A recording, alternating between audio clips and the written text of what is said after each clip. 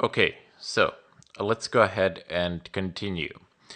The first thing that we'll need to do is, well, I've created a new file here, but we're going to get to that. But the first thing that we need to do is go to the index.html. So let me just go ahead and find it. Yep, there we go. And here, we're going to go ahead and type in the following. So base h ref equals slash. Okay, so this represents the root of our application, the beginning, the root, the starting point, and we're gonna place that here. Now, please go ahead and make a file app.routes.ts within the app folder. And here we're going to have all these beautiful lines of code. Let me just go over them quickly. So first of all, we are importing a few things here. The router config, this is a list of routes. Route is basically an object which determines which content will be served along with the specified URL. The two imports down below, well, this is just the home component and this is the account component. Now, provide router, this is tied to this function here.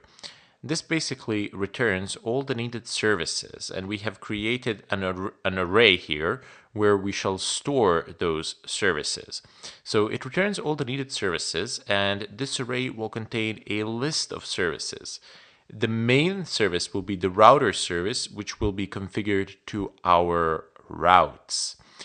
And these are our routes. So this is the syntax for the route. So again, we are creating some sort of an array here, and we're listing one route after another, sort of. So we have a path, and then we just type in path, and then we type in the route, and then we specify which component would we like to use. And here the first route is basically the root, the beginning, the base URL. So you can type in, as I've specified here, like localhost and then the port, or localhost port and then a slash. And down below, the second path is actually accounts. One key note here, you cannot do this. So this is very bad for Angular. You don't use slashes at the beginning. You can use them later on here, but you don't use them at the beginning. And this is going to be localhost 3000 and then slash accounts. 3000 is the port. Anyway, go ahead and create this file and have this code in it. Now, the next step is the main.ts. Oh, let me just go ahead and save this. Next up is the main TS. So here, aside from all that's listed here, we need to go ahead and create an additional import. So import app router underline providers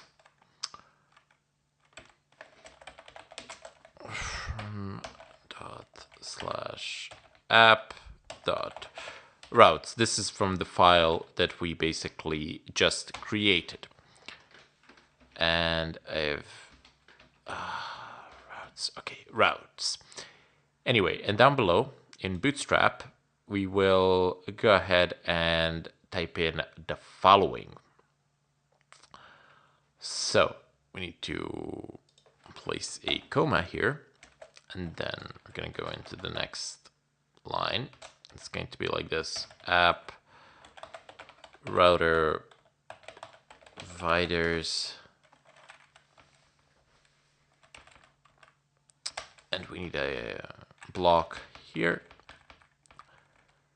Oops, so app router providers, and then just close the block, and that's it. So Control S to save it. So we need to plug this or let me just go ahead and show that to you. Actually, it's going to be simpler this way. So you have app routers providers, and this function basically returns all the needed services which are stored into this array.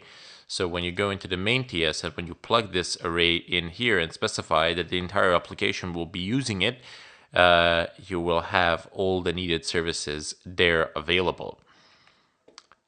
Anyway, this is where we actually plug it in, and this is where we actually create our routes. Okay, so let's go to the app component.html.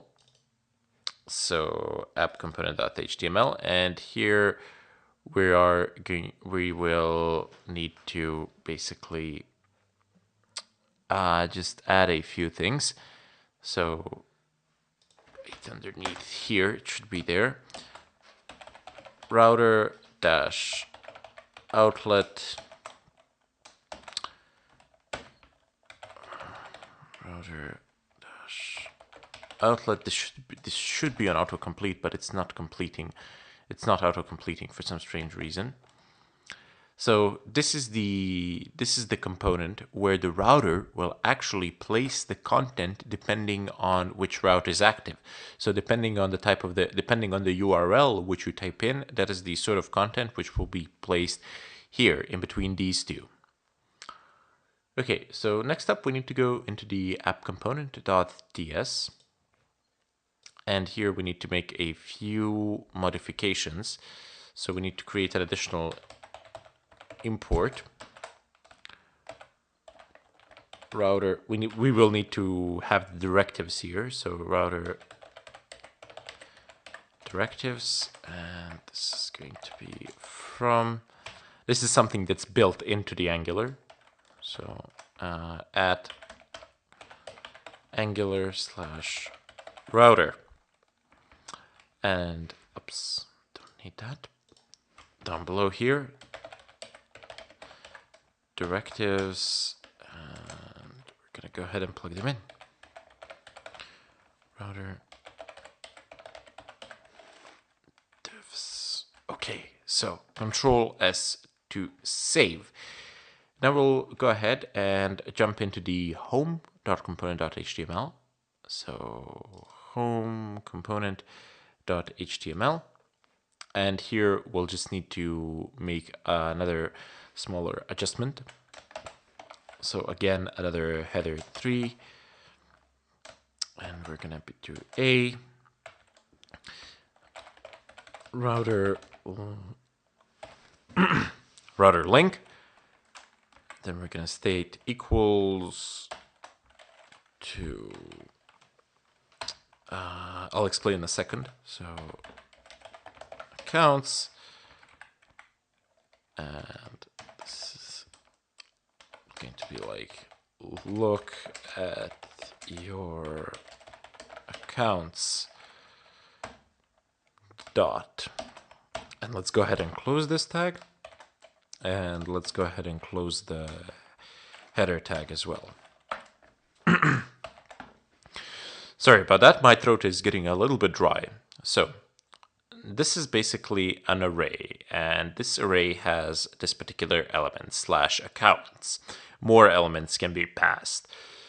So this will be basically /accounts is the link parameter, and this will be bound to the router link directive here. So this is one of the parameters that will be bound to the router link directive. So we will definitely need this.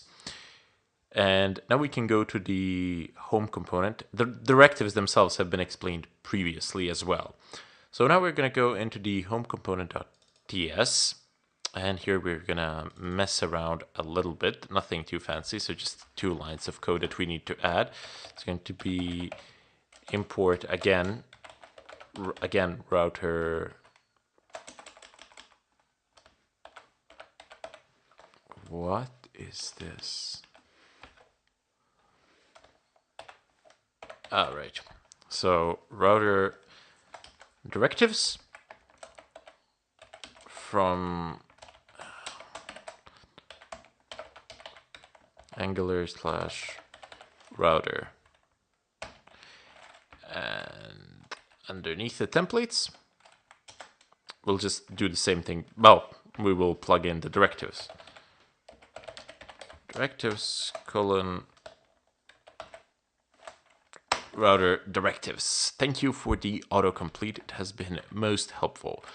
So that's all we really need to do. We don't actually need to do anything else. Just plug a bunch of the same stuff in multiple places, really.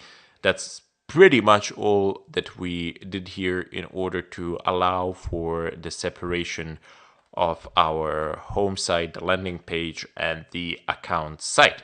Okay, so we will proceed in the follow tutorial.